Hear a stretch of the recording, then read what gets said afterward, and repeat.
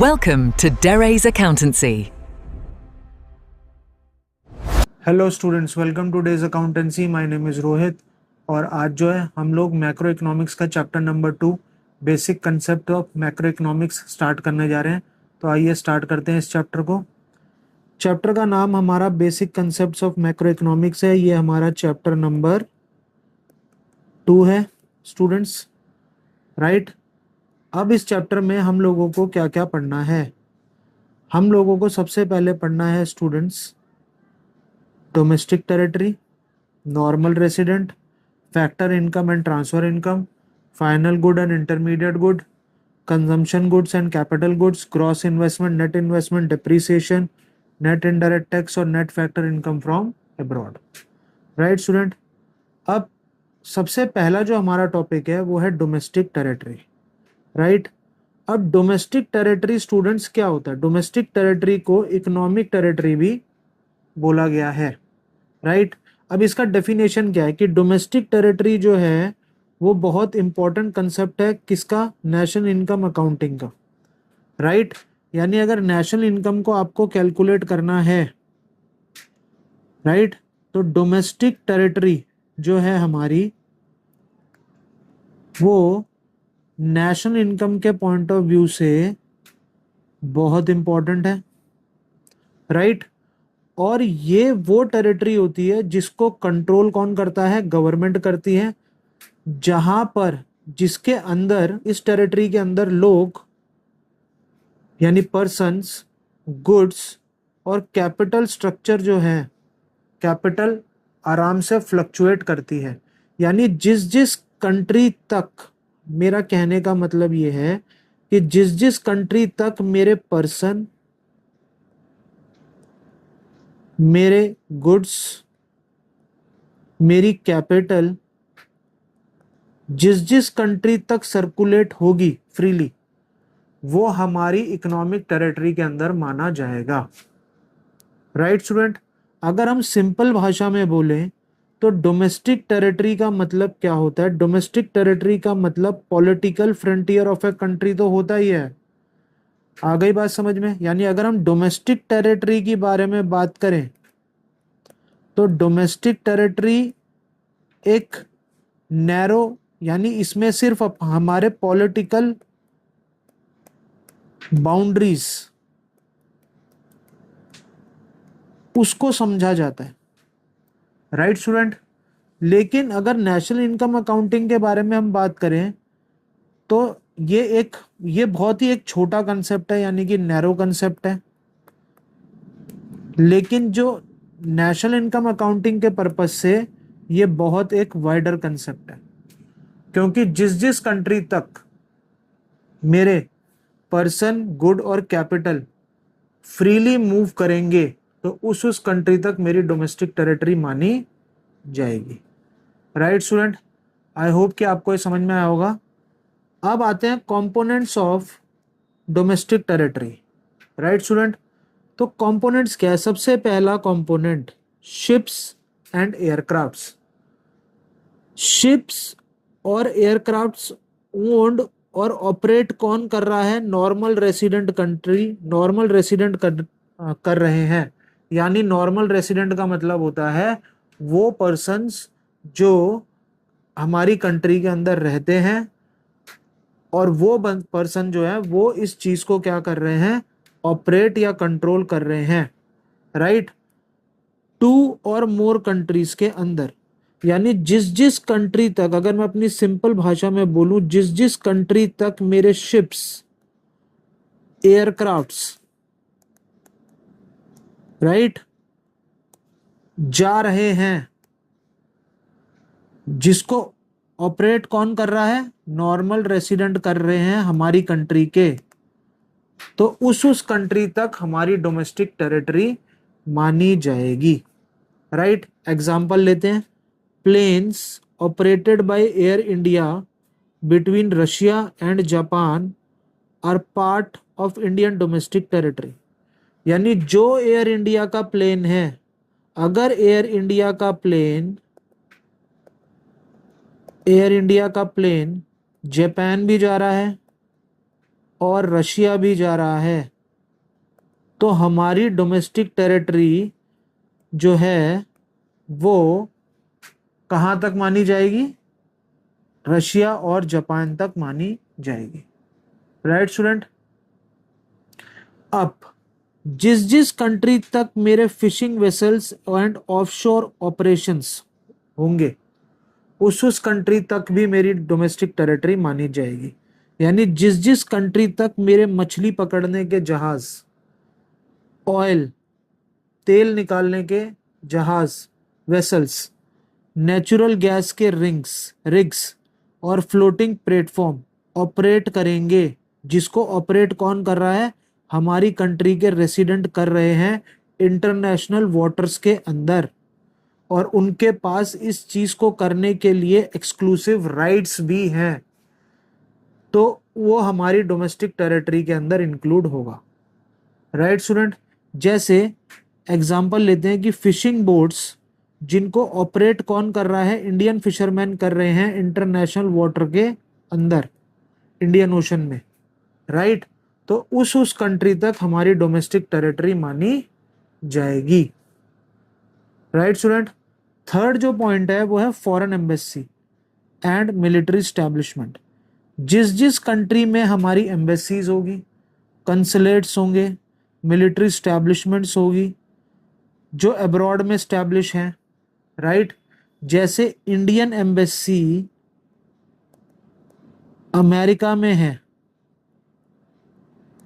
Right, in America, तो हमारी domestic territory कहां तक मानी जाएगी? अमेरिका तक मानी जाएगी। राइट। जिस जिस कंट्री तक हमारे मिलिट्री स्टैब्लिशमेंट्स जो हैं, हमारी सेना, बेसिकली हमारी फोर्सेस, आर्म फोर्सेस, वहां पर अब उन्होंने अपनी मिलिट्री स्टैब्लिशमेंट बना रखी है, तो हमारी डोमेस्टिक टेरिटरी वहां तक मानी जाएगी। राइट। जैसे एग्जांपल इंडियन एम्बेसी जो रशिया में है, वो इंडिया की डोमेस्टिक टेरिटरी के अंदर आती है। Right student. आई होप कि आपको समझ में आया होगा। अब चलते हैं हम नेक्स्ट स्लाइड पर। अब components excluded from domestic territory, यानी अब हमने पिछली स्लाइड में हमने इंक्लूजन के बारे में पढ़ा था, लेकिन अब हम एक्सक्लूजन के बारे में पढ़ेंगे। Right student. तो एक्सक्लूडेड यानी डोमेस्टिक टेरिटरी में क्या क्या इंक्लूड नहीं करना है। पीछे जो हमने पढ़ा है वो हमने ये पढ़ा है कि किस किस को इंक्लूड करना है। राइट। तो किसको इंक्लूड नहीं करना? जैसे कोई फॉरेन एम्बेसी है और कोई कंसुलेट्स है। जैसे एग्जाम्पल, किस जापानीज एम्बेसी जो इंडिया में है वो जापान की डोमेस्टिक टेरिटरी के अंदर इंक्लूड होगी, ना कि इंडिया की डोमेस्टिक टेरिटरी के अंदर इंक्लूड होगी। राइट। जिस जिस कंट्री तक एम्बेसी, कंसुलेट्स और मिलिट्री स्टैब्लिशमेंट अगर फॉरेन कंट्री की हमारी कंट्री में है, तो वो उनकी डोमेस्टिक टेरिटरी में इंक्लूड होगी, बट हमारी डोमेस्टिक टेरिटरी में इंक्लूड नहीं होगी। दूसरा, इंटरनेशनल ऑर्गेनाइजेशन जैसे यूएनओ, डब्ल्यूएचओ, जो लोकेटेड हैं हमारी ज्योग्राफिकल बाउंड्री के अंदर। Right student.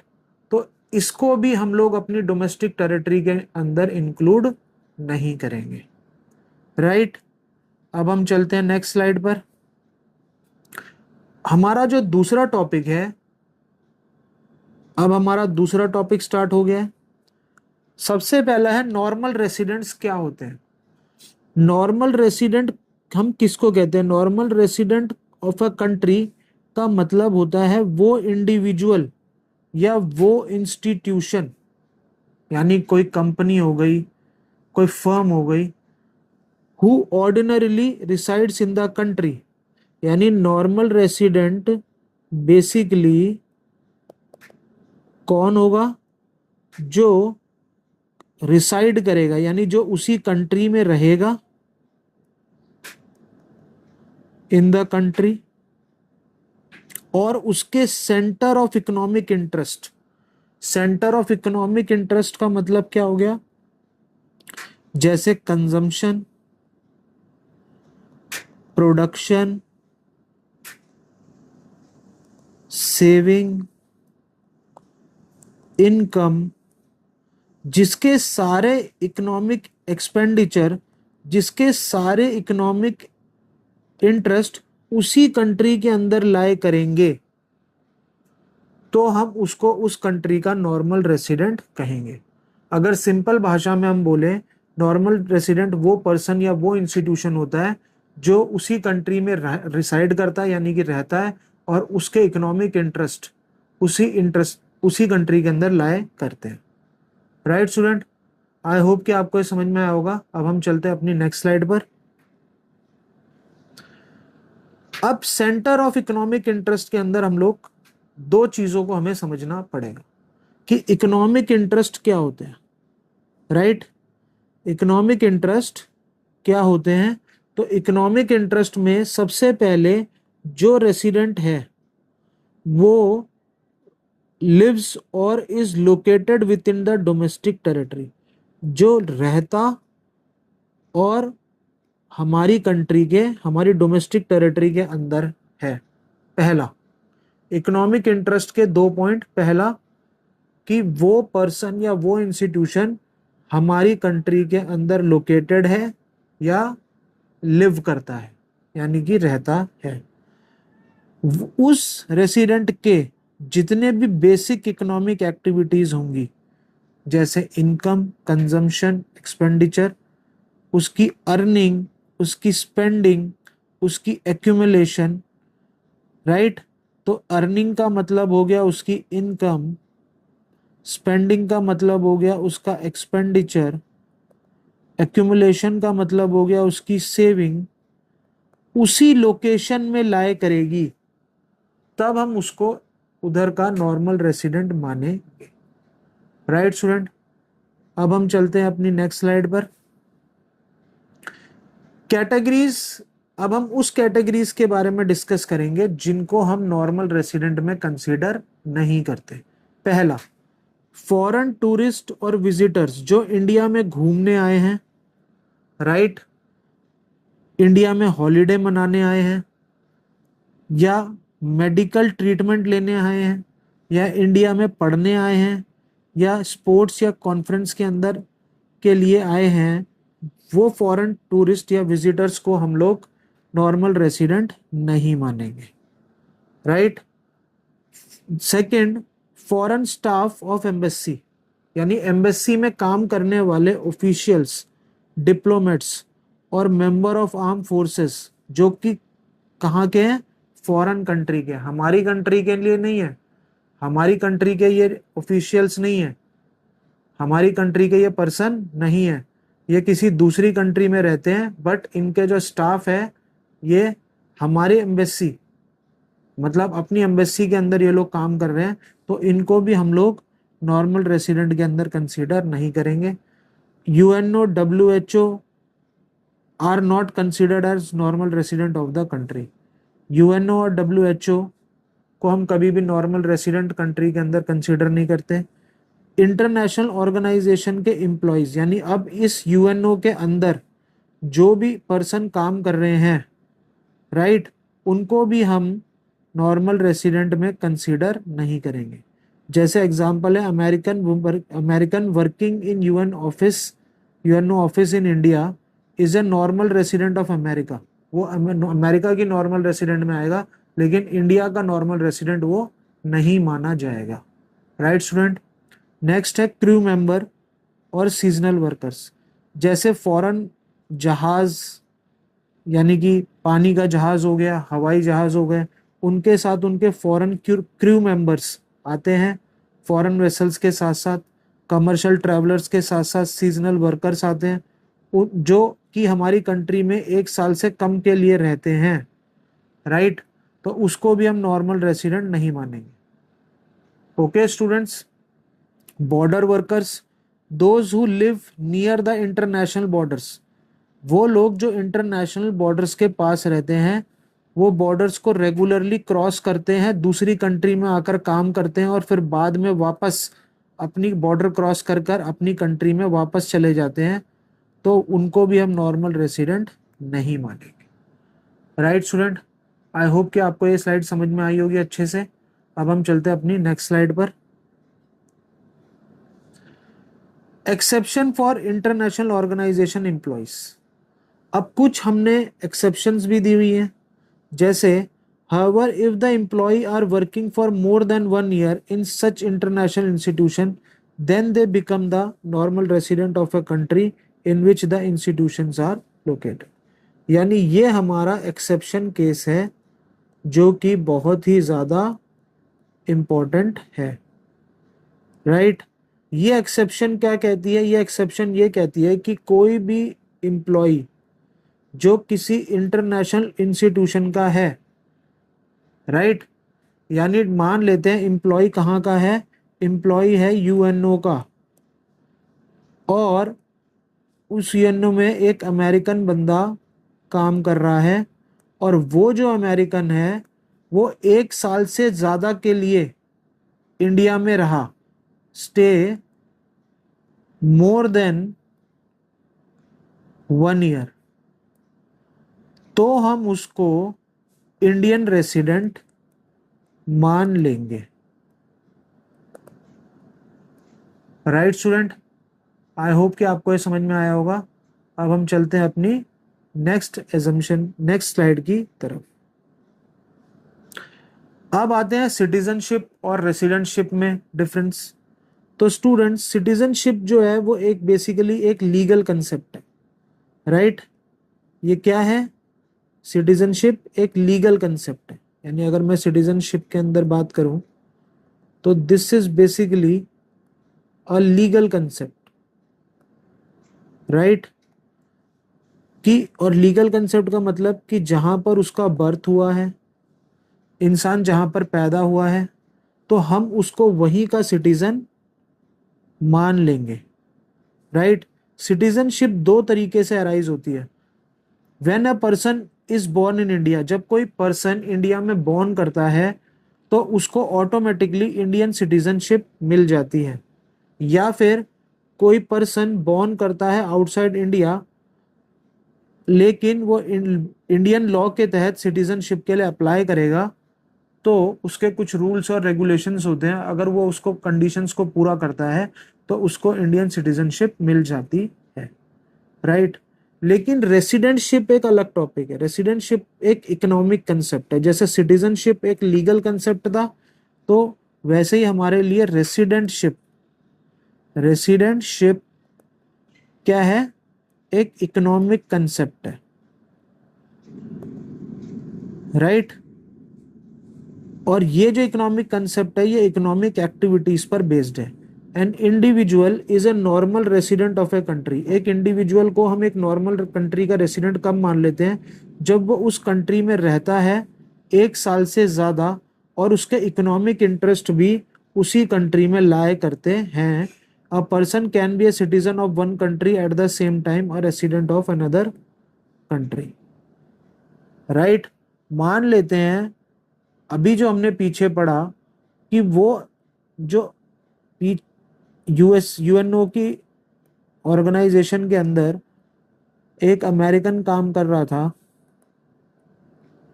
राइट, और वो इंडिया में 1 साल से ज्यादा के लिए काम कर रहा है, तो वो बेशक सिटीजन अमेरिका की है।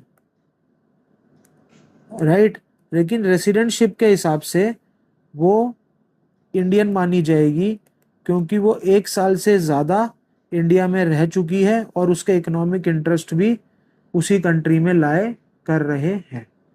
राइट स्टूडेंट, आई होप कि आपको ये समझ में आया होगा। अब हम चलते हैं अपनी नेक्स्ट स्लाइड पर।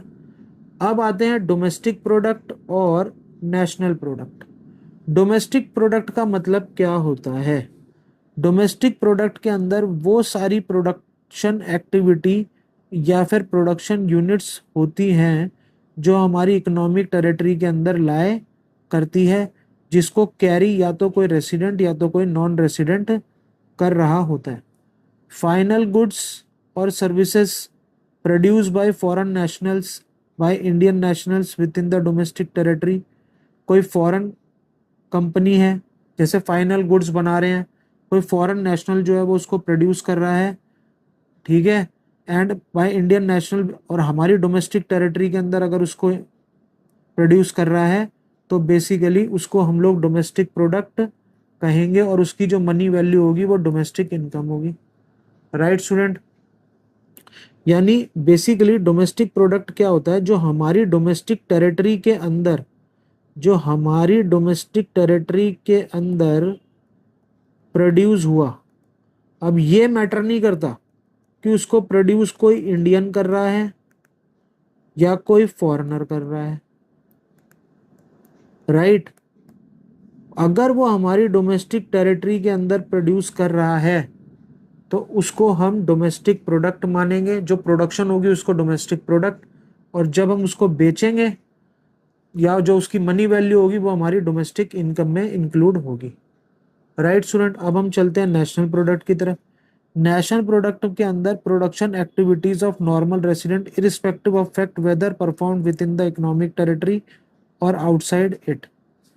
राइट, यानी अब हमारा कोई नॉर्मल रेसिडेंट अगर कोई इकोनॉमिक एक्टिविटी परफॉर्म कर रहा है, यानी कोई प्रोडक्शन कर रहा है या ट्रेडिंग कर रहा है या कुछ भी सेल्स कर रहा है, तो वो अगर हमारी इकोनॉमिक टेरिटरी, याद रखना स्टूडेंट्स, वहां पर डोमेस्टिक टेरिटरी के बारे में बात हो रही थी और यहाँ पर इकोनॉमिक टेरिटरी के पर बात हो रही है, यानी अगर वो किसी दूसरी कंट्री में प्रोडक्शन कर रहा है, राइट, जैसे कोई नॉर्मल रेसिडेंट है इंडिया का, वो अमेरिका में क्या कर रहा है, इकोनॉमिक एक्टिविटी, प्रोडक्शन की कोई एक्टिविटी परफॉर्म कर रहा है, या तो वो इंडिया में करे या वो अमेरिका में करे, तो उसकी जो प्रोडक्शन होगी तो उसको हम नेशनल प्रोडक्ट बोलेंगे, और जो उसकी मनी वैल्यू होगी सामान की उसको हम नेशनल इनकम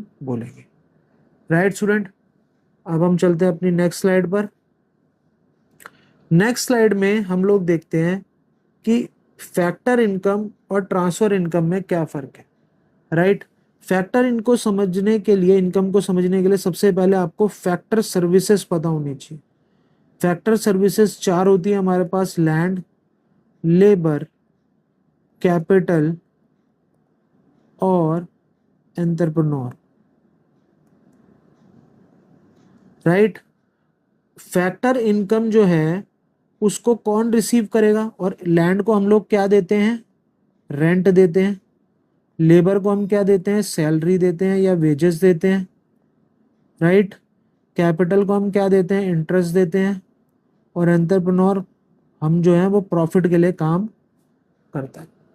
तो फैक्टर ऑफ प्रोडक्शन जब सर्विसेज देंगे, अपनी फैक्टर सर्विसेज देंगे, तो उनको उसके बदले में जो इनकम मिलेगी प्रोडक्शन प्रोसेस के अंदर कंट्रीब्यूट करने के बदले में, यानी इन्होंने कुछ मेहनत करी, इन्होंने कुछ काम करा है, इसके बदले में उनको जो इनकम मिली उस इनकम को हम लोग फैक्टर इनकम बोलते हैं। और लैंड को एग्जांपल फैक्टर सर्विसेज हमारी चार है, लैंड, लेबर, कैपिटल और एंटरप्राइज, और इनकी जो फैक्टर इनकम है इसको नेशनल इनकम में इंक्लूड करा जाता है। याद रखिएगा स्टूडेंट, फैक्टर इनकम को नेशनल इनकम में इंक्लूड करते हैं। एग्जाम्पल जैसे रेंट हो गया, वेजेस हो गया, इंटरेस्ट हो गया, प्रॉफिट हो गया। It should be noted that factor income और factor payment are the two sides of the same coin. लेने वाले के लिए इनकम है, देने वाले के लिए पेमेंट है, दोनों एक ही सिक्के के दो पहलू हैं। It is factor income from the view point of the owner. Owner के पॉइंट ऑफ व्यू से अगर देखें तो ओनर जो पे कर रहा है, जो रेंट पे कर रहा है, जो सैलरी पे कर रहा है, जो इंटरेस्ट पे कर रहा है, जो उसको प्रॉफिट मिल रहा है, वो सब ओनर के पॉइंट ऑफ व्यू से फैक्टर पेमेंट है। Right, but factor of production के लिए, यानी जो प्रोवाइड कर रहे हैं जो ये factor services, factor of production के लिए फैक्टर ऑफ प्रोडक्शन के लिए यानी लैंड, लेबर,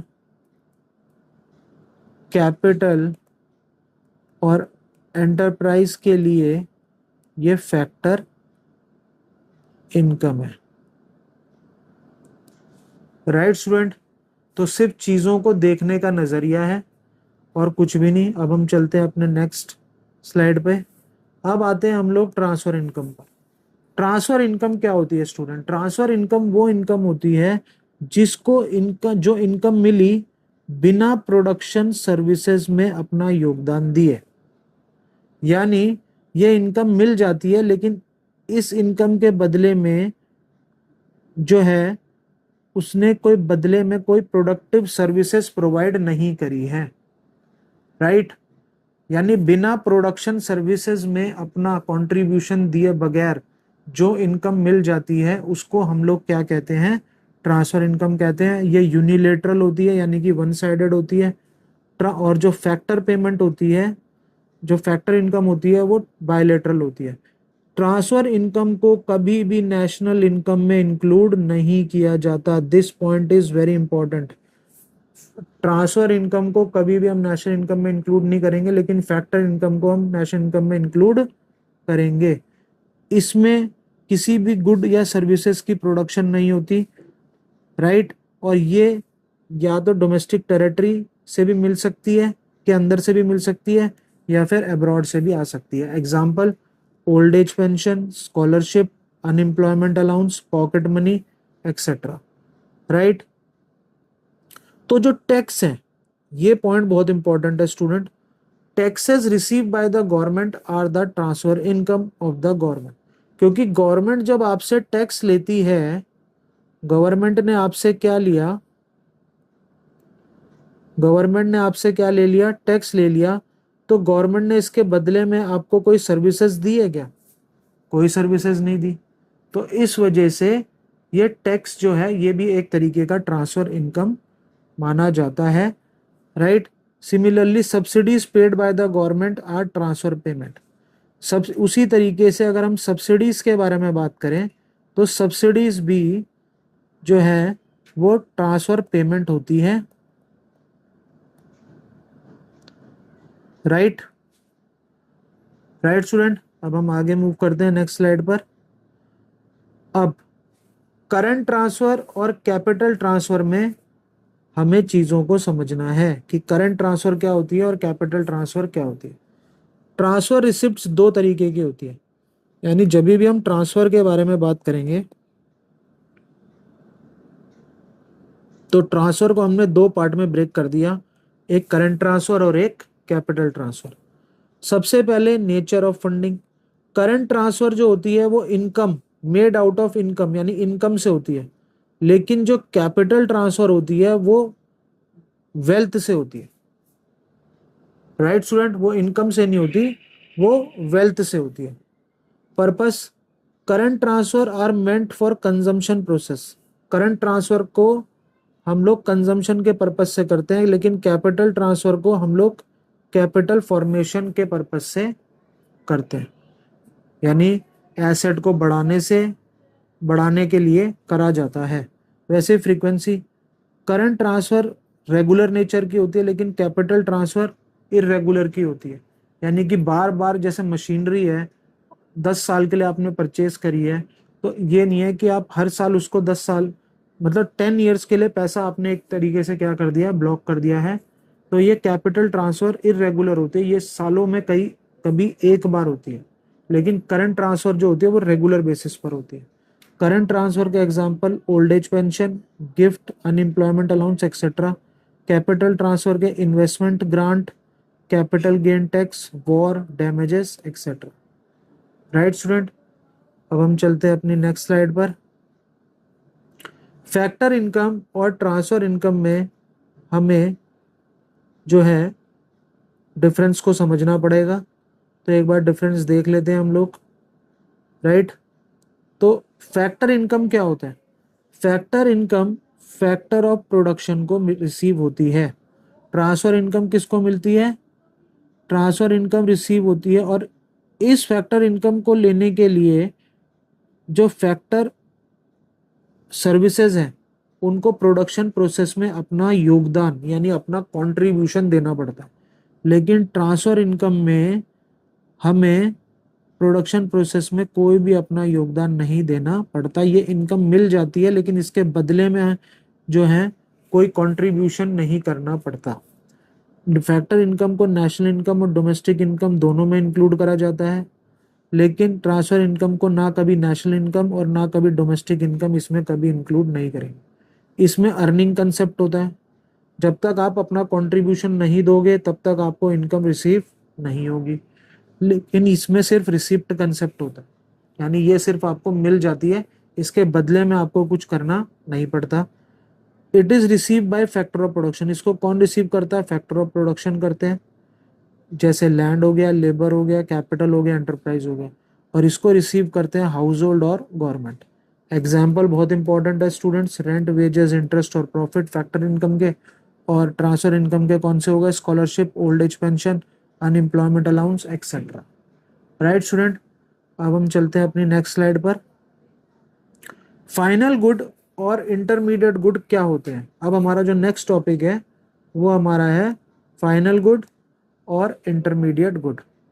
गुड को हमने दो पार्ट में डिवाइड कर दिया।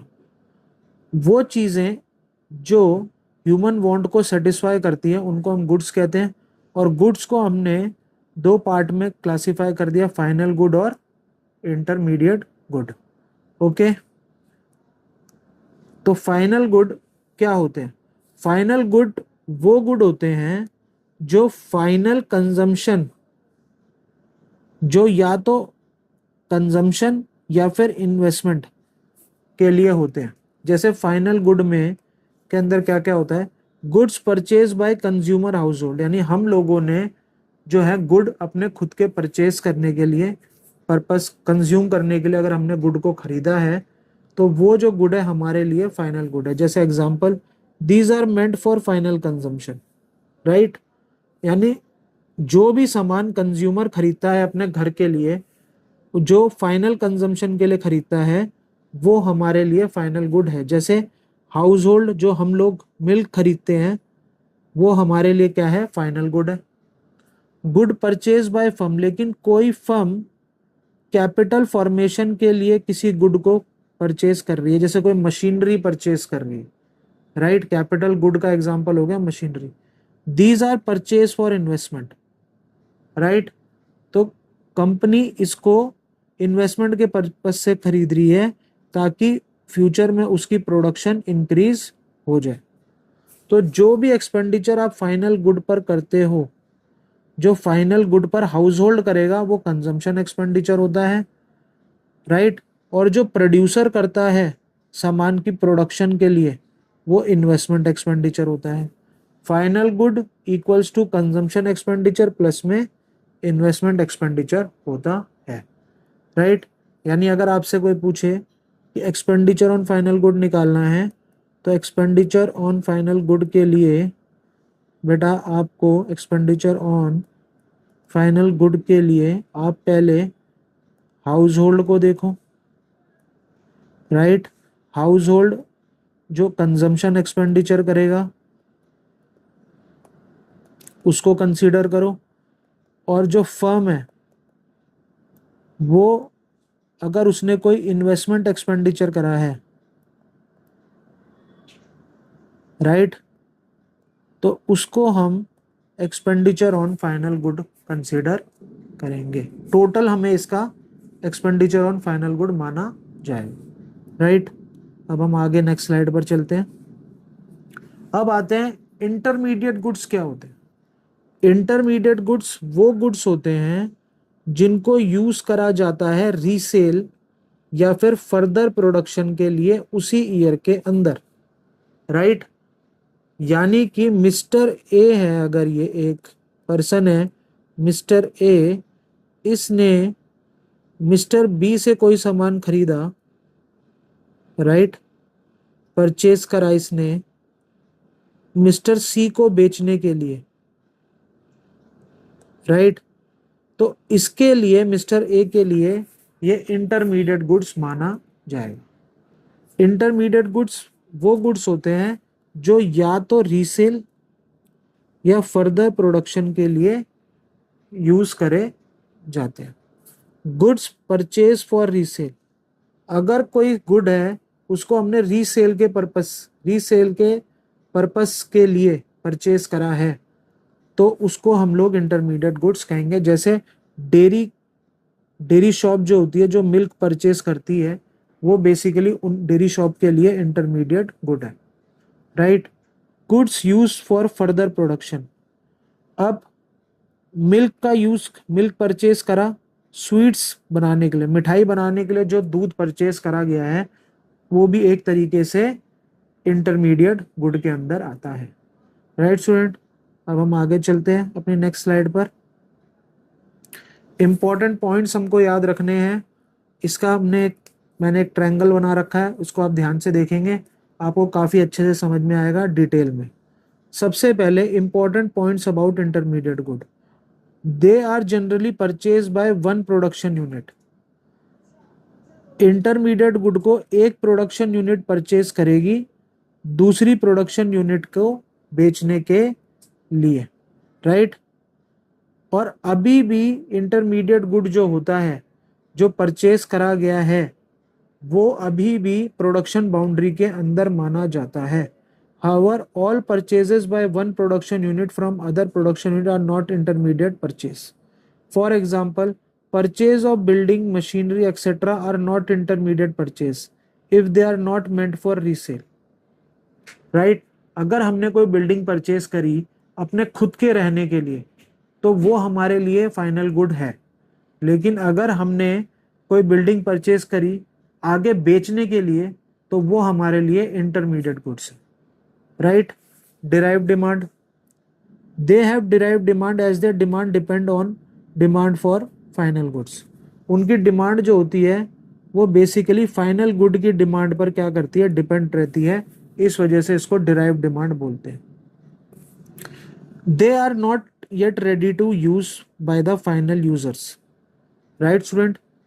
इंटरमीडिएट गुड जो होते हैं वो रेडी टू यूज नहीं होते फाइनल यूजर के लिए। सम वैल्यू, कुछ वैल्यू उसमें ऐड करनी पड़ेगी तब जाके वो फाइनल यूज के लिए तैयार होंगे।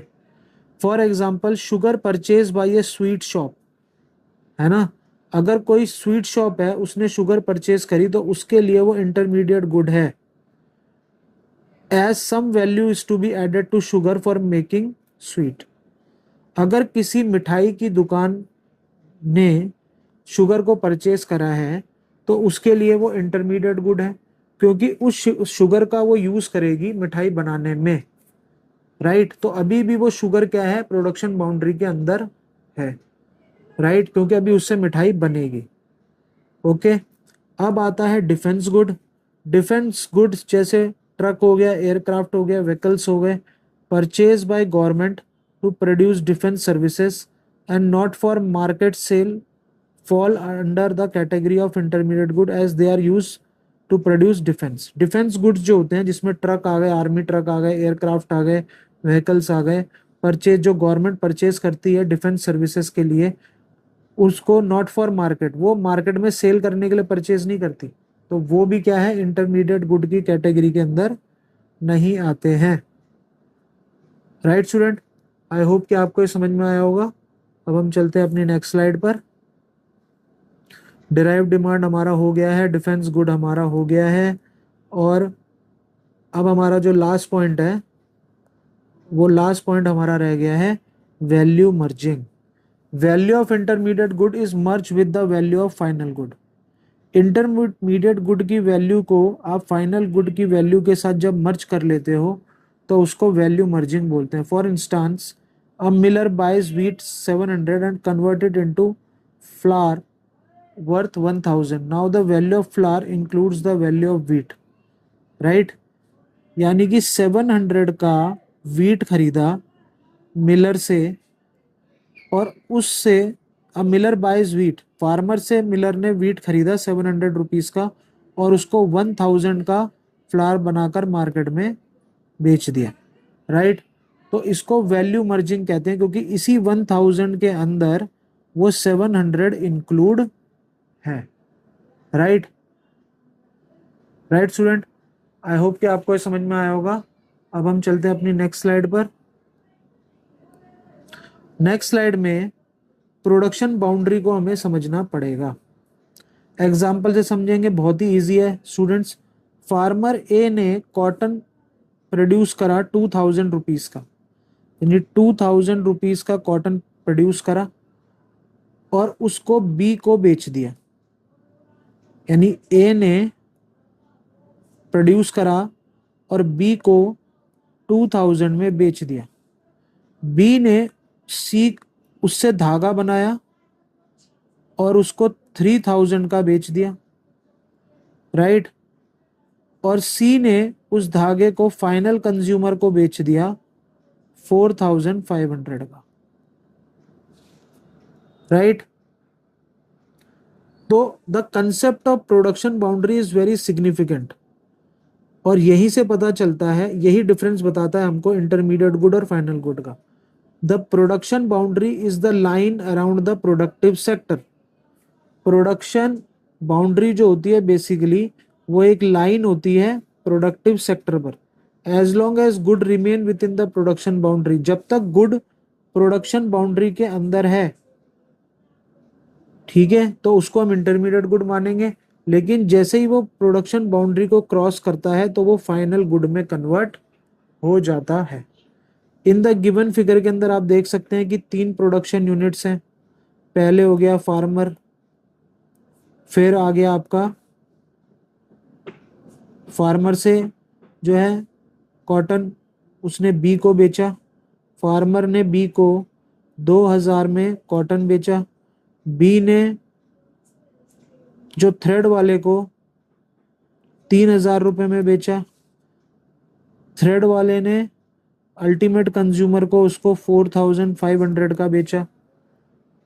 तो यहां पर आप देख सकते हैं there are 3 production units A B C. Right, the thick border drawn around this 3 units in the production boundary, within this limit cotton and thread are intermediate goods. Cloth, अब इस जो पर्सन है सी ने इसका cloth बनाकर, कपड़ा बनाकर इसको फाइनल कंज्यूमर को 4500 रुपये का अगर बेच दिया है तो बेसिकली क्लोथ फाइनल गुड है। बाकी ये सारे जो थे ये हमारे इंटरमीडिएट गुड के अंदर माने जाते हैं। राइट स्टूडेंट, आई होप कि आपको समझ में आया होगा। अब हम चलते हैं अपनी नेक्स्ट स्लाइड पर। क्लासिफाइंग गुड्स एज इंटरमीडिएट और फाइनल गुड। राइट, तो नेचर ऑफ यूज पर डिपेंड करता है कि हमें किसी गुड को फाइनल गुड की तरह ट्रीट करना है या फिर इंटरमीडिएट गुड की तरह ट्रीट करना है। राइट स्टूडेंट, अब जैसे एग्जांपल ले लेते हैं इंटरमीडिएट गुड और फाइनल गुड का। Sugar is an intermediate good when it is used by the sweet shop. अगर मिठाई की दुकान वाला शुगर खरीद रहा है तो उसके लिए वो इंटरमीडिएट गुड है, क्योंकि इंटरमीडिएट गुड क्योंकि वो उसको आगे फर्दर प्रोडक्शन यानी मिठाई की प्रोडक्शन में यूज करेगा। However if it is used by the consumer, लेकिन अगर इसको कोई कंज्यूमर यूज करे तो वो उसके लिए फाइनल गुड माना जाएगा।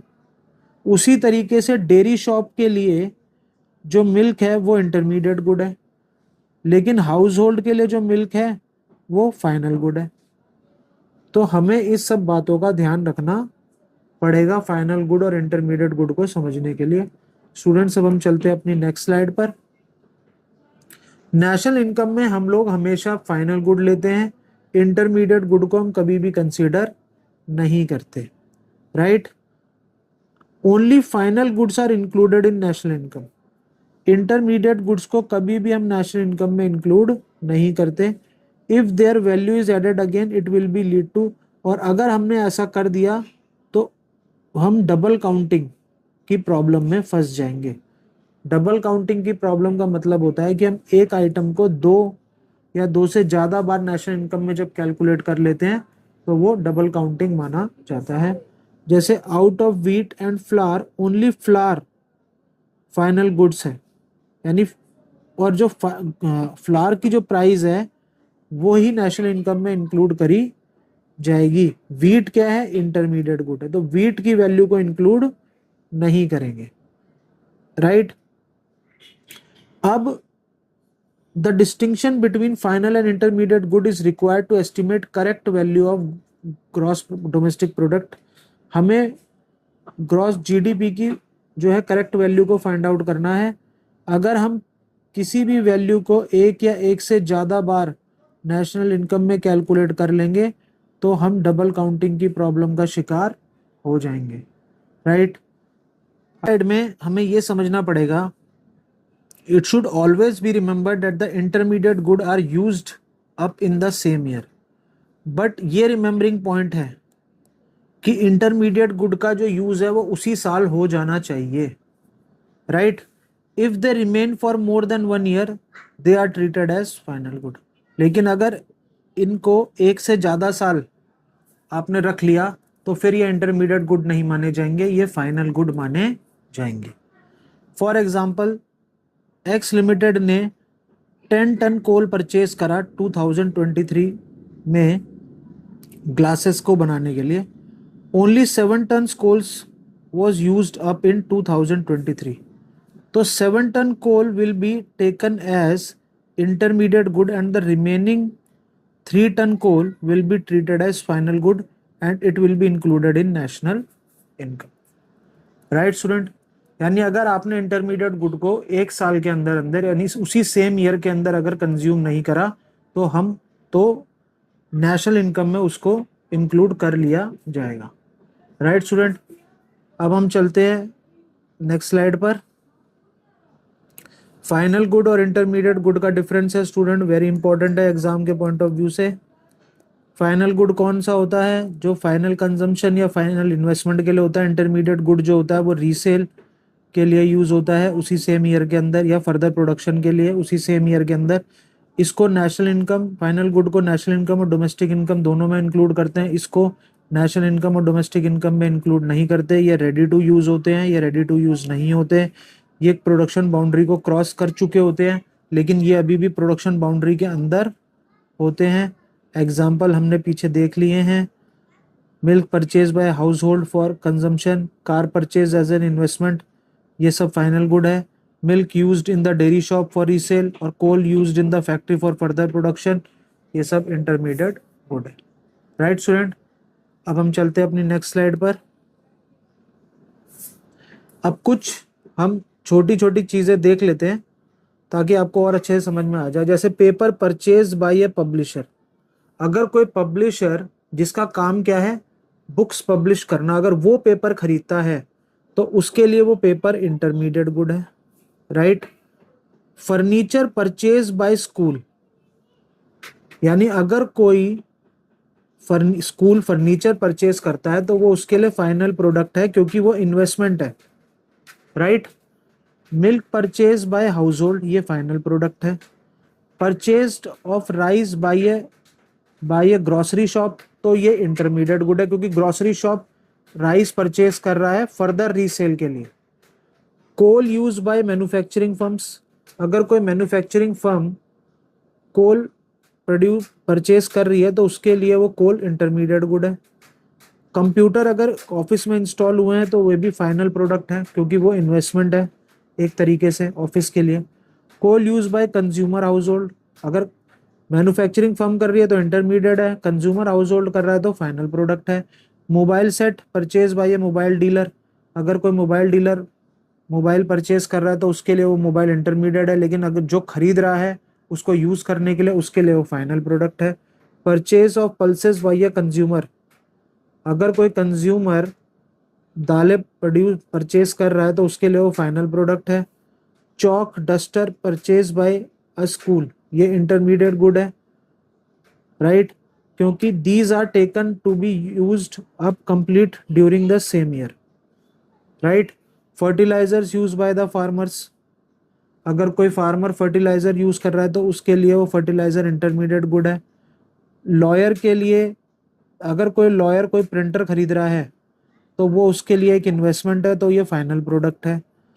Wheat used by the flour mill, उसके लिए इंटरमीडिएट गुड है। Unsold coal with trader at year end, तो अभी अभी हमने देखा है it is the final product, इसको फाइनल प्रोडक्ट मान लिया जाएगा और इसको नेशनल इनकम में इंक्लूड कर लिया जाएगा। Cotton use by a cloth mill, तो ये उसके लिए इंटरमीडिएट गुड है। Wheat used by household, तो ये उसके लिए क्या होगा, फाइनल गुड होगा। तो स्टूडेंट्स अब चलते हैं हम लोग अपनी नेक्स्ट स्लाइड पर। नेक्स्ट स्लाइड में हमारे दो रह गए। Refrigerator, refrigerator installed by a firm, it is a final product because it is purchase for investment, right. अगर कोई फर्म कोई रेफ्रिजरेटर खरीदती है तो ये उसके लिए फाइनल प्रोडक्ट है, क्योंकि जो जो रेफ्रिजरेटर होगा ये बेसिकली सामान को स्टोर करने के लिए होगा, तो इसको हम इन्वेस्टमेंट मानेंगे। Sugar used by A sweet shop, इसके बारे में हम बात कर चुके हैं, ये इंटरमीडिएट गुड है, बट हमें इसको सेम ईयर के अंदर क्या करना पड़ेगा, कंज्यूम करना पड़ेगा, राइट स्टूडेंट। अब हम चलते हैं अपनी नेक्स्ट स्लाइड पर। अब हमारा टॉपिक आ गया है कंजम्पशन गुड्स और कैपिटल गुड्स। कंजम्पशन गुड्स और कैपिटल गुड्स में क्या फर्क है, राइट। नेक्स्ट स्लाइड में देखते हैं students. Consumption goods, consumption good refers to those goods, consumption goods वो गुड्स होते हैं जो किसी कंज्यूमर की वांट को डायरेक्टली सेटिस्फाई करते हैं, right. For example bread, butter, shirt, pen, television, furniture etcetera. Consumption goods can be further subdivided into durable goods. अब कंजम्पशन गुड को ही हमने क्या कर लिया, ब्रेक कर लिया ड्यूरेबल गुड्स के लिए। It refers to, durable goods कौन से होते हैं, it refers to those goods which can be used again and again over a considerable period of time, यानी जिसको एक पर्टिकुलर टाइम पीरियड के अंदर हम लोग बार बार यूज करते हैं, तो उसको हम ड्यूरेबल गुड्स कहते हैं। इसके अंदर टेलीविजन, रेफ्रिजरेटर, ये सब आते हैं। फिर आता है semi durable good, goods which can B use for a limited period, वो गुड जिनको हम एक लिमिटेड टाइम पीरियड के अंदर ही यूज कर सकते हैं, उनको हम सेमी ड्यूरेबल गुड्स कहते हैं। जैसे उसका जो टाइम पीरियड होगा, लाइफ स्पैन जो होगा वो 1 ईयर तक का होगा, जैसे क्लोथ्स हो गया, क्रॉकरी हो गया, शूज हो गया। नॉन ड्यूरेबल गुड्स वो होते हैं जो एक बार यूज करने के बाद खत्म हो जाएंगे, जैसे example milk, bread, food grains, paper etcetera. Services देख लेते हैं एक बार student. Services refers to non material goods which directly satisfy the human wants, they are intangible activities, they can neither be seen or touched. Services जो होती हैं वो non material goods होती हैं, इससे भी ह्यूमन वांट डायरेक्टली सेटिस्फाई होती है, लेकिन ये इनटेंजिबल होती है, इसको आप देख नहीं सकते, देख नहीं सकते हैं, सिर्फ महसूस कर सकते हैं। For example services of teachers, doctors, banks etcetera, right student. अब हम चलते हैं अपनी नेक्स्ट स्लाइड पर। कैपिटल गुड्स, कैपिटल गुड्स क्या होते हैं, कैपिटल गुड्स वो गुड्स होते हैं are those goods which help in production for of other goods and services. Capital good जैसे ये मशीनरी आप देख रहे हैं, ये मशीनरी जो है ये बेसिकली एक तरीके का कैपिटल गुड है जो आगे गुड्स और सर्विसेज को मैन्युफैक्चर करने के लिए लगाई गई हैं, राइट। अब हम चलते हैं अपनी नेक्स्ट स्लाइड पर। कैपिटल गुड्स के अंदर भी हमने क्लासिफाई कर लिया है कई चीज़ों को, जैसे फर्दर प्रोडक्शन, कैपिटल गुड्स का यूज़ हम लोग फर्दर प्रोडक्शन पर्पस के लिए करते हैं, right. They are used in future for production purposes and have expected life of several years, right. यानी कोई मशीन है उसको हमने आगे फर्दर प्रोडक्शन के लिए परचेज करा है, तो 10 साल की उसकी लाइफ स्पैन है, तो 10 साल तक हम उसका क्या करेंगे, यूज़ करेंगे, राइट। यानी फ्यूचर में प्रोडक्शन के लिए हमने उसको 10 साल तक यूज़ कर सकते हैं।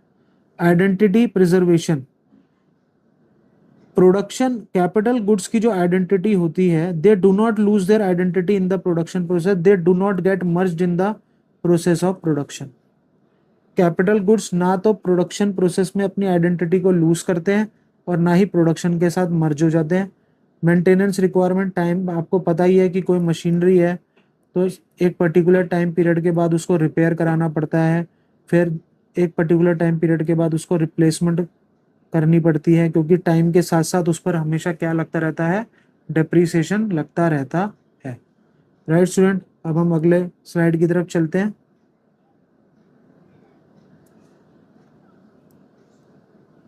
इसके बाद हमारे इसमें दो पॉइंट रह गए हैं, derive demand. They have derive demand as their demand is derive from the demand of other good which they help to produce. यानी कैपिटल गुड्स की जो डिमांड है वो उन गुड्स की डिमांड पर जरूरत है। अगर उन गुड्स की डिमांड, जिस गुड्स की डिमांड आएगी तब उनका यूज होगा। अगर उस पर्टिकुलर गुड की, जैसे सीधी सी बात है, अगर मैं हमें क्लोथ, हमें शर्ट की मैन्युफैक्चरिंग करनी है, तो अगर जब तक हमारे पास शर्ट का ऑर्डर नहीं आएगा तो हम शर्ट, तो उस मशीन का भी यूज शुरू नहीं कर पाएंगे हम लोग, राइट। तो बेसिकली इसकी भी डिराइव डिमांड है। कैपिटल गुड्स को हमने बांट दिया ड्यूरेबल गुड्स के अंदर। Durable use consumer goods for house hold when a good is use by a producer. अगर कोई प्रोड्यूसर कैपिटल गुड का यूज कर रहा है तो कैपिटल गुड का यूज कर रहा है, और अगर कोई हाउस होल्ड यूज कर रहा है तो उसके लिए अलग है। हाउस होल्ड के लिए ये कंजम्पशन गुड हो गए, राइट। और जो अगर कोई रेफ्रिजरेटर कन्फेक्शनरी शॉप के लिए के अंदर यूज हो रहा है तो वो उसके लिए कैपिटल गुड्स हो गए, right. All producer goods are not capital goods. सारे प्रोड्यूसर गुड्स जो होते हैं वो कैपिटल गुड्स नहीं होते।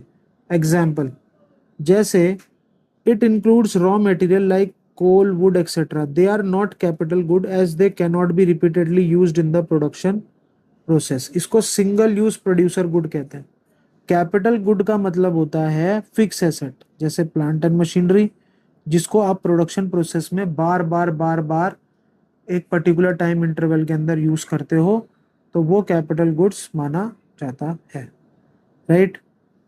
अब चलते हैं स्टूडेंट हम लोग अपनी अगली स्लाइड पर। क्लासिफाई कर लिया हमने, क्लासिफाइंग गुड्स एज कंजम्पशन और कैपिटल गुड्स। तो अब देखते हैं कि there are no clear cut line of demarcation between consumption good and capital good. The same good can be consumption good and also capital good. एक ही good consumption good भी हो सकता है और कैपिटल गुड भी हो सकता है, लेकिन ये उसके यूज पर डिपेंड करता है। फॉर एग्जाम्पल, अगर कोई मशीन है, अगर उसको हाउस होल्ड यूज कर रहा है अपने कंजम्पशन गुड के लिए, हाउस होल्ड यूज कर रहा है तो वो कंजम्पशन गुड है। लेकिन अगर उसी मशीन को कोई फर्म यूज कर रही है तो उसके लिए वो कैपिटल गुड है। That's it. लेकिन एक पॉइंट रिमेम्बरिंग यहाँ पर याद रखने वाली बात ये है कि however if the machinery is bought by the firm for resale then it will be treated as intermediate good. अगर किसी मशीनरी को परचेज करा है आगे फर्दर बेचने के लिए किसी बिजनेस ने, तो उसके लिए वो इंटरमीडिएट गुड माना जाएगा, राइट। स्टूडेंट्स, अब हम अपनी अगली स्लाइड की तरफ चलते हैं। अब ये आ गया है इनके बीच का डिफरेंस। कंजम्पशन गुड जो ह्यूमन वांट को डायरेक्टली सेटिस्फाई करते हैं, कैपिटल गुड जो होती है वो इनडायरेक्टली सेटिस्फाई करती है। ये प्रोडक्शन प्रोसेस कैपेसिटी को प्रमोट नहीं करती, लेकिन ये प्रोडक्शन कैपेसिटी को प्रमोट करती है। Most of the consumption good have limited expected life होती है, लेकिन कैपिटल गुड की लाइफ 1 साल से ज़्यादा होती है, right student. Now we move further. Consumption good, अब कुछ एग्जाम्पल से और समझ लेते हैं। कार है, सबसे पहले क्या ले लिया हमने, कार ले लिया। If purchase by household तो उसके लिए वो कंजम्पशन गुड है। If purchase by a taxi driver तो उसके लिए कैपिटल गुड है। If purchased bye a car dealer for resale तो उसके लिए ये इंटरमीडिएट गुड है। कपड़ा, अगर हाउस होल्ड खरीदता है तो उसके लिए कंजम्पशन गुड है। Cloth lying unsold with trader at the end of the accounting year, जो कपड़ा बच गया at the end of the year वो क्या है, कैपिटल गुड है। इफ परचेज बाय टेलर, लेकिन उसी कपड़े को अगर टेलर खरीदता है और उसकी ड्रेस बनाकर बेचता है तो उसके लिए वो इंटरमीडिएट गुड है। शुगर, अगर हाउस होल्ड यूज कर रहा है तो उसके लिए कंजम्पशन गुड है। अगर शुगर जो बच गई साल के ईयर के एंड में अनसोल्ड तो वो कैपिटल गुड है। और स्वीट शॉप वाले ने अगर उस शुगर को खरीद रहा है रीसेल के पर्पस के लिए या फिर फर्दर प्रोडक्शन के लिए स्वीट्स की, तो उसके लिए वो इंटरमीडिएट गुड है। सर्विसेज ऑफ ए डॉक्टर और लॉयर, राइट, तो ये अगर कंजम्पशन गुड है, राइट। सर्विस जो होती है वो अगर हाउस होल्ड को दी जा रही है तो वो कंजम्पशन गुड है डॉक्टर और it used by enterprise, if used by enterprise तो उसके लिए वो इंटरमीडिएट गुड है। राइट स्टूडेंट, अब हम आगे मूव करते हैं। अब हमारा टॉपिक आ गया ग्रॉस इन्वेस्टमेंट, नेट इन्वेस्टमेंट और डिप्रिसिएशन। इन्वेस्टमेंट और कैपिटल फॉर्मेशन, ध्यान से सुनना स्टूडेंट्स, ये बहुत ही इंपॉर्टेंट है कि इन्वेस्टमेंट और कैपिटल फॉर्मेशन दोनों एक ही बात है।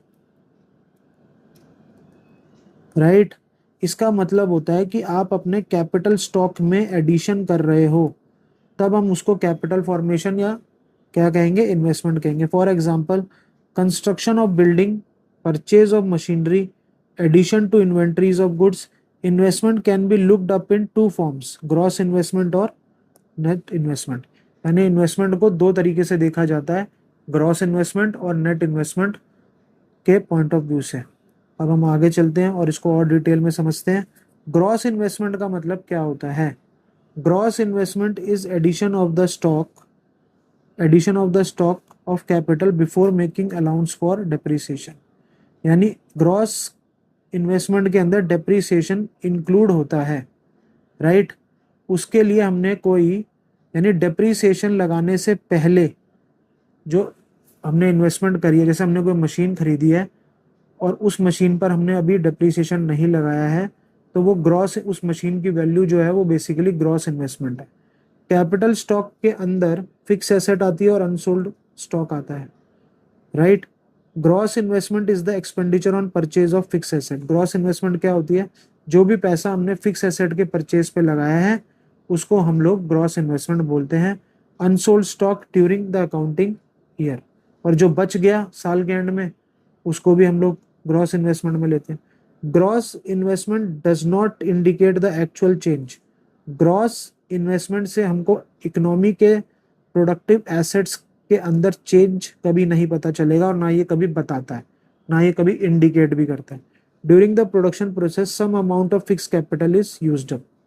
जब भी हम प्रोडक्शन करते हैं तो कुछ अमाउंट जो होता है फिक्स कैपिटल का वो यूज हो जाता है, और उसको हमें माइनस करना पड़ता है, और जो वो यूज हो गया उसी को हम लोग क्या कहते हैं? डेप्रिसिएशन कहते हैं। राइट स्टूडेंट, अब हम आगे फर्दर मूव करते हैं। Net investment. ओके स्टूडेंट, अब देखिए ग्रॉस, एक सिंपल सी बात देखिए कि ग्रॉस इन्वेस्टमेंट अगर है, अगर ग्रॉस इन्वेस्टमेंट से हमें नेट इन्वेस्टमेंट पे जाना है तो हमें डेप्रिसिएशन को क्या करना पड़ेगा? माइनस करना पड़ेगा। राइट, और नेट इन्वेस्टमेंट से वापस ग्रॉस इन्वेस्टमेंट पर आना है तो हमें डेप्रिसिएशन को क्या करना पड़ेगा? प्लस करना पड़ेगा। राइट स्टूडेंट, तो वही चीज इसके अंदर दिखाई गई है कि अगर आपको actual addition made of to the capital stock of an economy is given period is termed as net investment. Net investment कैसे निकलेगी? जब आप ग्रॉस इन्वेस्टमेंट में से डेप्रिसिएशन को माइनस कर दोगे। राइट स्टूडेंट, अब ये आप देख सकते हैं, यहाँ पर मैंने आपको पहले ही बता दिया है कि अगर आपको ग्रॉस से नेट में जाना है, ग्रॉस से नेट में जाना है तो आपको डेप्रिसिएशन को क्या करना पड़ेगा? माइनस करना पड़ेगा। और नेट से अगर ग्रॉस में आना है तो आपको डेप्रिसिएशन को क्या करना पड़ेगा स्टूडेंट्स? प्लस करना पड़ेगा। राइट, डेप्रिसिएशन का मतलब क्या होता है? व्हाट इज द, अगर कोई आपसे पूछे कि डेप्रिसिएशन का मतलब क्या होता है, तो डेप्रिसिएशन का मतलब होता है fall in the value of fix asset. यानी आपकी फिक्स एसेट की वैल्यू में गिरावट आ गई 3 कारणों से। पहला, normal wear and tear. Obvious सी बात है कि हम किसी चीज को जितना यूज करेंगे तो हमको पता होता है कि टाइम के साथ साथ उसकी वैल्यू घटती है। राइट, सेकंड आ गया हमारा पैसेज ऑफ टाइम। समय के साथ साथ, टाइम के साथ साथ क्या होता है कि कोई भी एसेट हो उस पर विंड, एयर, रेन, इन सब का इफेक्ट, समर विंटर का इफेक्ट की वजह से उसकी जो लाइफ होती है वो कम हो जाती है। तो इसको हम लोग पैसेज ऑफ टाइम कहते हैं। और तीसरा होता है एक्सपेक्टेड ऑब्सोलेंस। यही बात हो गई कि एक टाइम पर आकर वो टेक्नोलॉजी से क्या हो जाता है, बाहर हो जाता है। तो डेप्रीसिएशन का मतलब क्या हो गया, fall in the value of the fix asset. Fall in the value of the fix asset किन तीन कारणों की वजह से, नॉर्मल वियर एंड टियर पहला पॉइंट, पैसेज ऑफ टाइम दूसरा पॉइंट, एक्सपेक्टेड ऑब्सोलेंस यानी चेंज इन टेक्नोलॉजी तीसरा पॉइंट, राइट। ग्रॉस वैल्यू, अब ये मैंने आपको बता दिया है कि ग्रॉस से अगर नेट पे जाना है तो आपको डेप्रीसिएशन को माइनस करना पड़ेगा, नेट से ग्रॉस पे आना है तो आपको डेप्रीसिएशन को ऐड करना पड़ेगा, राइट स्टूडेंट। अब हम चलते हैं अपनी नेक्स्ट स्लाइड पर। डेप्रीसिएशन, डेप्रीसिएशन रिजर्व फंड और provision for depreciation, right. Depreciation is also called consumption of fix capital. पहला सबसे इंपॉर्टेंट पॉइंट जो न्यूमेरिकल के पॉइंट ऑफ व्यू से बहुत ही इंपॉर्टेंट है, क्योंकि डेप्रीसिएशन का दूसरा नाम जो है वो कंजम्पशन ऑफ फिक्स कैपिटल भी होता है, right, which is consumed in the use of production process. Because of depreciation, fixed assets need to be replaced from time to time. Depreciation की वजह से fixed assets को हमें बार बार replace करना पड़ता है। Replacement of fixed assets require fund, और जब भी replace करने के बारे में बात आती है तो replace करने के लिए हमें पैसा चाहिए होता है। Provision of for the fund is made for on annual basis, और provision for depreciation जो होता है वो हम annual basis के हिसाब से बनाते हैं, राइट। जैसे मान लेते हैं हमने कोई मशीन परचेज करी 10 लाख रुपीस की, राइट, और उसकी एक्सपेक्टेड लाइफ जो है वो कितनी है, 10 ईयर है। तो एनुअल डेप्रिसिएशन उसका कितना माना जाएगा, तो उसका हम लोग मानेंगे 1 लाख, उसका एनुअल डेप्रिसिएशन माना जाएगा,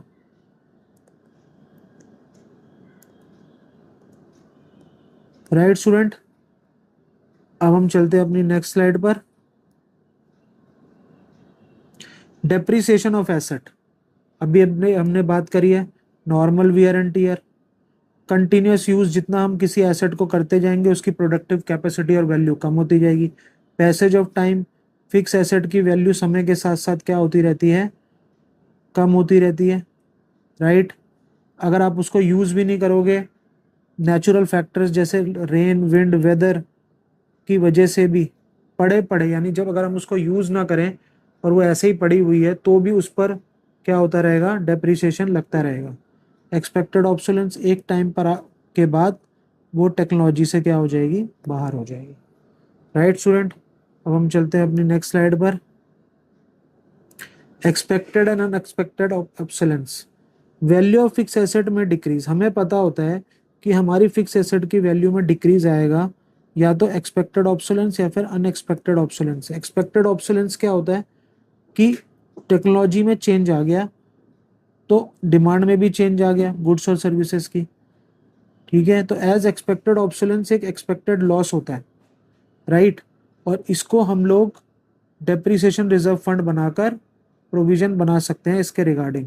लेकिन जो अनएक्सपेक्टेड ऑब्सोलेंस होता है, जैसे कोई नेचुरल क्लेमिटी आ गई, अर्थक्वेक, फ्लड आ गया, जिस थेफ्ट, एक्सीडेंट, इसकी वजह से आपकी फिक्स एसेट जो है वो खराब हो जा गई है या फिर कंप्लीटली डिस्ट्रॉय हो गई है, तो उसको हम लोग कैपिटल लॉस से रेफर करते हैं, राइट स्टूडेंट। अब हम आगे मूव करते हैं। डेप्रीसिएशन और कैपिटल लॉस में क्या फर्क है। डेप्रीसिएशन का मतलब होता है fall in the value of the fix asset, किन तीन रीजन की वजह से, normal wear and tear, passage of time दूसरा, और एक्सपेक्टेड ऑब्सोलेंस। कैपिटल लॉस क्या होता है, कैपिटल लॉस इधर होता है फॉल इन द वैल्यू, इधर होता है loss in the value of fix asset. किन तीन कारणों की वजह से, जो कारण आपको पता नहीं है, जो रीजंस आपको पता नहीं है, unforeseen obsolescence, natural calamity, theft और एक्सीडेंट। डेप्रिसिएशन के रिगार्डिंग आप प्रोविजन बना सकते हो, लेकिन कैपिटल लॉस के रिगार्डिंग आप कोई प्रोविजन नहीं बना सकते। इससे प्रोडक्शन प्रोसेस हैम्पर नहीं होता, यानी कि डेप्रिसिएशन लगने के बाद भी प्रोडक्शन चलती रहती है, राइट। लेकिन it hampers the production process, लेकिन इसकी वजह से प्रोडक्शन प्रोसेस, यानी जब मशीन पूरी तरीके से या फिर चोरी हो जाए या फिर खराब हो जाए तो प्रोडक्शन पूरी तरीके से इसमें क्या हो जाती है, बंद हो जाती है, राइट स्टूडेंट। अब हम चलते हैं अपने नेक्स्ट स्लाइड पर। अब हम आते हैं नेट इनडायरेक्ट टैक्स।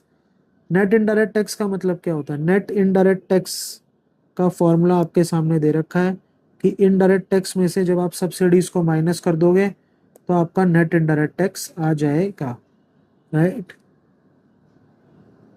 अब हम आगे मूव करते हैं फर्दर। इनडायरेक्ट टैक्स क्या होता है? इनडायरेक्ट टैक्स वो टैक्स होता है जिसको इम्पोज कौन करता है? गवर्नमेंट करती है। जिसको इम्पोज कौन करेगा? गवर्नमेंट करेगी। किस पर? प्रोडक्शन पर या फिर सेल पर। एग्जाम्पल क्या है इसके? Goods and service tax, custom duty, central excise duty, excise on liquor, electricity duty, stamp duty, ये सब। Indirect tax increase the price of the product in the market, right. अब देखिए यहाँ पर बेस प्राइस पेट्रोल की देखते हैं हम लोग 57.13 है और डीजल कितने का है? 57.92 की। इस पर जो है फ्रेट चार्जेस लगे तो वैल्यू बढ़ गई, एक्साइज ड्यूटी लगी, डीलर कमीशन और वैट लगाया तो यहाँ पर आप देख सकते हैं कि प्राइस 57 से रिटेल प्राइस यानी कि एमआरपी प्राइस कितने हो गए? 96 और 89.62, राइट।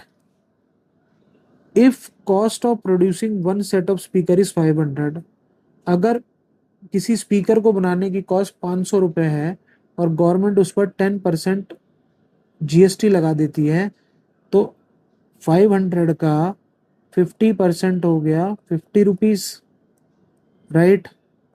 तो उसकी सेल वैल्यू कितनी हो गई? 550 रुपीज। यानी इनडायरेक्ट टैक्स लगाने की वजह से क्या होता है? जितने भी ये इनडायरेक्ट टैक्स लगे हैं इसकी वजह से प्राइस बढ़ गई। तो ये भी वही चीज समझाने की कोशिश कर रहा है, राइट स्टूडेंट। अब हम चलते हैं अपनी नेक्स्ट स्लाइड की तरफ। सब्सिडीज। सब्सिडीज क्या होती है? सब्सिडीज बेसिकली फाइनेंशियल असिस्टेंस होती है, यानी कि एक तरीके की मदद होती है जो गवर्नमेंट जो है वो प्रोड्यूसर को देता है ताकि वो गवर्नमेंट अपना सोशल वेलफेयर के ऑब्जेक्टिव को पूरा कर पाए। जैसे इन इंडिया के अंदर एलपीजी सिलेंडर जो होते हैं वो सब्सिडाइज रेट पर हमको मिलते हैं, ठीक है। They are often granted to promote, और ये जो सब्सिडीज होती है गवर्नमेंट एक्सपोर्ट को प्रमोट करने के लिए या नई फर्म को लगाने के लिए बैकवर्ड एरियाज में गवर्नमेंट प्रोवाइड करती है। Price reduction effect. Subsidies are opposite to indirect tax. Indirect tax price को बढ़ाता है तो सब्सिडीज प्राइस को कम करती है, राइट। ऑल्टरनेटिव ने सब्सिडीज में also referred as economic assistance और फाइनेंशियल असिस्टेंस, यानी इसके दो नाम हो गए, right. Transfer payment nature. Subsidy एक तरीके की ट्रांसफर पेमेंट है क्योंकि गवर्नमेंट फाइनेंशियल असिस्टेंट देती है अपने सोशल वेलफेयर के ऑब्जेक्टिव को पूरा करने के लिए, बदले में गवर्नमेंट को कुछ नहीं मिलता, राइट। तो subsidy does not contribute to any value addition as it does not contribute to current flow of goods and services, right. अब हम चलते हैं अपनी नेक्स्ट स्लाइड की तरफ। यहाँ आप देख सकते हैं, अब मैं एक छोटा सा एक अपना आपको एक ट्रिक बताते हैं कि फैक्टर कॉस्ट सबसे पहले फिर नेट आपके पास indirect tax, net indirect tax का फॉर्मूला होना चाहिए, राइट। तो नेट इनडायरेक्ट टैक्स का फॉर्मूला क्या होता है? Indirect tax minus subsidies, right. अब अगर आपको फैक्टर कॉस्ट से मार्केट प्राइस पे जाना है तो आपको नेट इनडायरेक्ट टैक्स प्लस करना पड़ेगा। मैं शॉर्ट में लिख रहा हूं नेट इनडायरेक्ट टैक्स को, एनआईटी। और अगर आपको मार्केट प्राइस से, सॉरी, अगर आपको मार्केट प्राइस से फैक्टर कॉस्ट की तरफ जाना है तो आपको माइनस NIT करना पड़ेगा, राइट स्टूडेंट। आप देख सकते हैं कि फैक्टर कॉस्ट और मार्केट प्राइस, फैक्टर कॉस्ट का मतलब होता है it refers to amount paid to factor of production for their contribution in the production process, right. इसके बाद हमारे पास आ गया कि it refers to the price at which product is actually sold in the market. ये factor cost होती है कि किस कॉस्ट पर प्रोडक्शन फैक्ट्री के अंदर बनकर तैयार हुआ है माल, और मार्केट प्राइस जो होती है वो कितनी प्राइस पर मार्केट में वो सामान बिकेगा, वो आपकी मार्केट प्राइस होती है, राइट। बेसिकली फैक्टर कॉस्ट में इनडायरेक्ट टैक्स ऐड हो जाते हैं, इस वजह से उसकी प्राइस जो होती है मार्केट प्राइस वो बढ़ जाती है, राइट। अब हम आगे फर्दर मूव करते हैं। Calculation of net indirect tax, यहाँ पर आप देख सकते हैं calculate net indirect tax in the following cases. Case 1 क्या है, इनडायरेक्ट टैक्स 0 है, सब्सिडीज 100 है, तो आपका आंसर क्या आया। अगर आप, हमारा फॉर्मूला क्या होता है केस 1 में, अगर NIT हमको निकालना है तो NIT का फॉर्मूला क्या होता है, इनडायरेक्ट टैक्स माइनस सब्सिडीज। तो इनडायरेक्ट टैक्स कुछ है नहीं, 0 है, सब्सिडीज कितनी है 100, तो NIT कितना आ गया, -100, राइट। केस 2 क्या कहता है, केस 2 कहता है कि वही NIT का formula indirect tax minus subsidies. NIT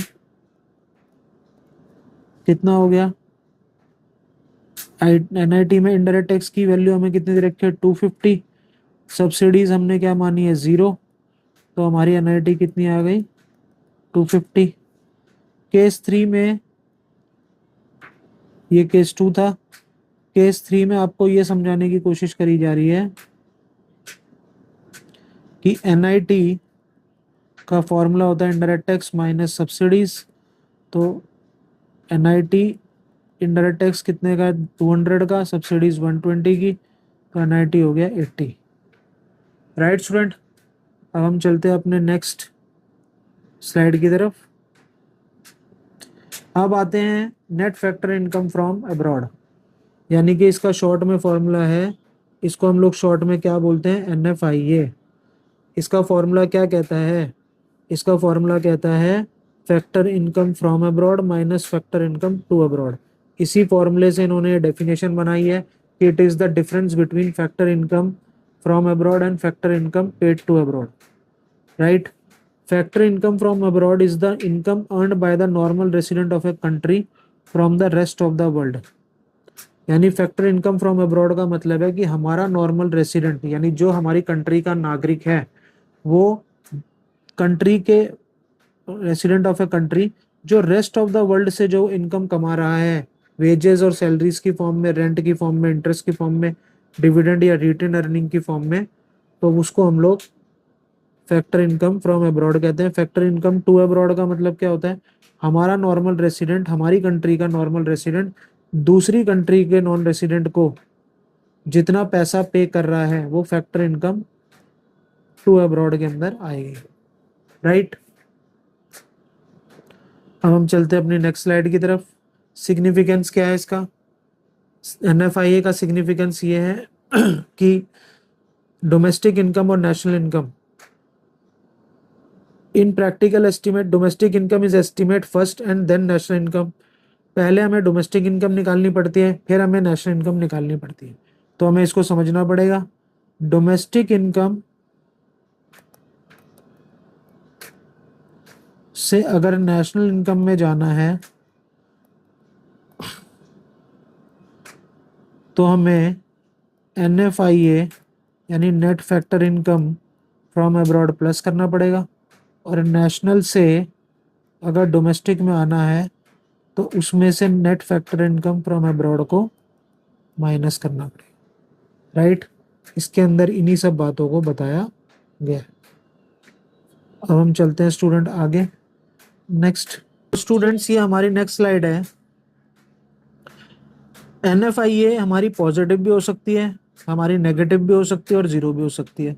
अगर हमारा ये पॉजिटिव कब होगी? अगर फैक्टर इनकम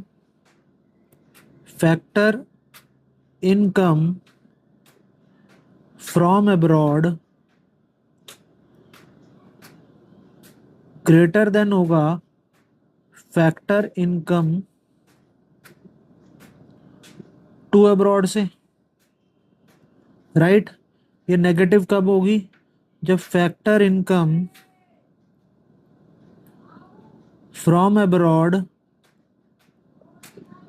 कम होगा फैक्टर इनकम टू अब्रॉड से,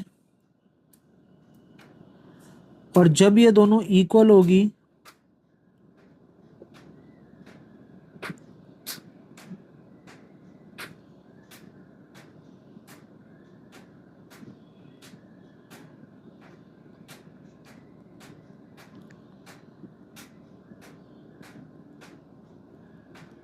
राइट। पॉजिटिव कब होगी? जब फैक्टर इनकम फ्रॉम अब्रॉड ज्यादा और फैक्टर इनकम टू अब्रॉड कम। नेगेटिव कब होगी? जब फैक्टर इनकम फ्रॉम अब्रॉड कम हो जाएगी और factor income to paid to abroad ज़्यादा हो जाएगी, और जब दोनों इक्वल होंगी तो NFIA हमारा जीरो आ जाएगा, राइट स्टूडेंट।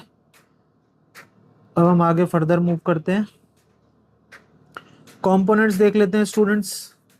सबसे पहला कंपोनेंट NFIA का क्या है? Net compensation of employees. It refers to the difference between income from work received by resident worker living or employed abroad for less than 1 year and similar payment made to non-resident workers staying or employed within the domestic territory. इसका मतलब ये है कि income from work by resident worker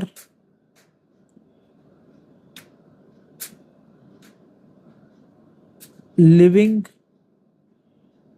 abroad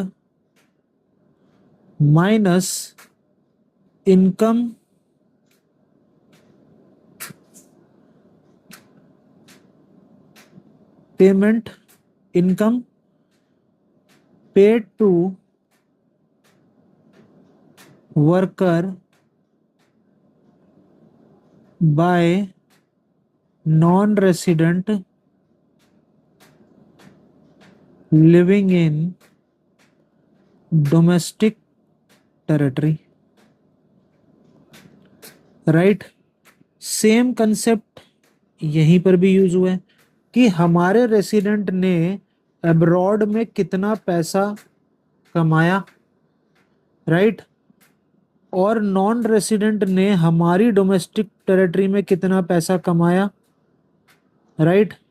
तो उन दोनों को जब हम माइनस करेंगे तो हमारा नेट कंपनसेशन ऑफ एम्प्लॉइज आ जाएगा, राइट स्टूडेंट। अब आते हैं net income from property and entrepreneurship. वो भी वही चीज है कि रेंट इस वाले में, interest, dividend,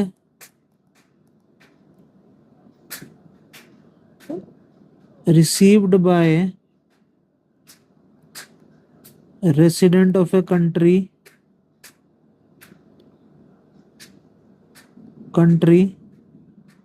living abroad,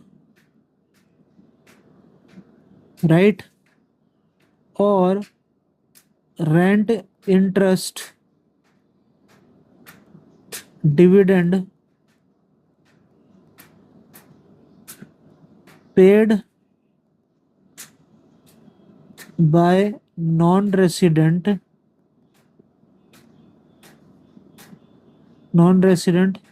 in domestic territory. तो ये भी वही सिचुएशन है कि net income from property and entrepreneurship यानी रेंट, इंटरेस्ट और डिविडेंड जो भी हमारे रेसिडेंट ऑफ ए कंट्री को रिसीव हुआ है अब्रॉड के अंदर, minus rent, interest, dividend paid by non resident in domestic territory जो हमने पे करा है, उन दोनों को जब हम माइनस करेंगे तो हमारा net income from property and entrepreneurship आ जाएगा। वही ऊपर के केस में भी वही नेट का मतलब, और नेट रिटेन अर्निंग के बारे में हमने बात कर रखी है। It refers to the difference between retain earning of resident company retain earning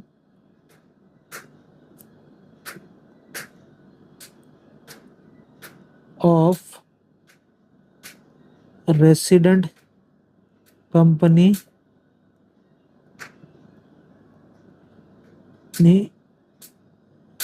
in abroad minus retained earning of non-resident company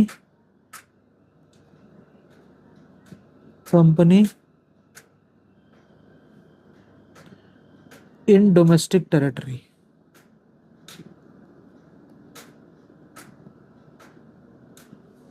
right student, I hope कि आपको ये कंसेप्ट अच्छे से समझ में आया होगा, क्योंकि इसमें भी नेट है। तो नेट है तो आपको माइनस यानी नेगेटिव तो करना ही पड़ेगा, माइनस करना पड़ेगा, तब जाके आपके पास actual net compensation to employees या फिर net income from property and entrepreneurship, net retained earning आएगा।